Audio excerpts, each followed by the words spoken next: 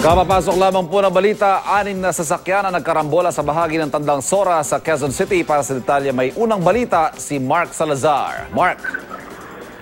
Ivan, bago pa itong major karambola na ito, kung tawagin, ay talagang tinatrabaho na ng MMDA na mahila na itong karambola na ito sapagkat medyo tatlong lane itong kinain ng banggaan na ito. Ito ay 4 actually na mga sasakyan na involved sa karambola. Yung dump truck, yung passenger bus, isang closed van at saka UV Express. Wala pang formal na investigasyon dito dahil ongoing pa yung pagkuha ng mga testimonies ng mga investigador dito.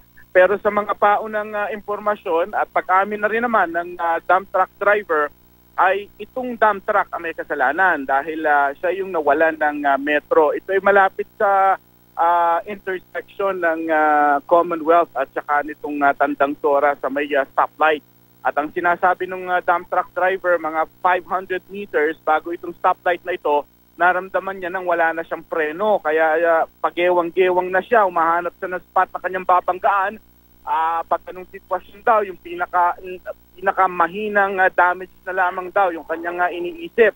Pero umabot siya dito sa may stoplight na ito at dito siya tumumbok sa passenger bus na ito. Kaya sa 8 injury natin, bagamat minor injuries lamang naman ito, Ivan, ay 7 sa mga yan ay pasahero ng bus. At yung isa naman ay bystander lamang dito sa panulukan na ito sa Commonwealth na nahagip slightly lang naman.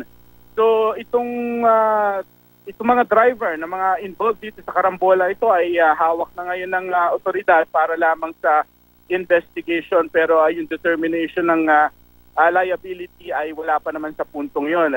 Pagtitimbang-timbangin yung kanilang mga testimonya dahil ang sinasabi ng dump truck hindi naman daw siya mabilis. Ito 60 kilometers per hour lamang yung speed limit dito sa Commonwealth. Ang sabi niya ay nasa 40 kilometers lamang, pero ang sinasabi ng ibang driver hindi daw. Sa lakas ng impact he should be over 60 kilometers per hour. Ito yung nangyari ng mga 6 o'clock, kaya wala pa masyadong otoridad, wala pa masyadong nagbabantay. Yung itinamamaril ng speed limit dito ng mga sasakyan. Pero malalaman yan sa kuha ng CCTV, makukumpirma yung mga sinasabi ng mga involved dito sa aksidenteng ito. Maganda naman ay wala namang mga major injury mula dito sa malaking disgrasya na ito, Ivan.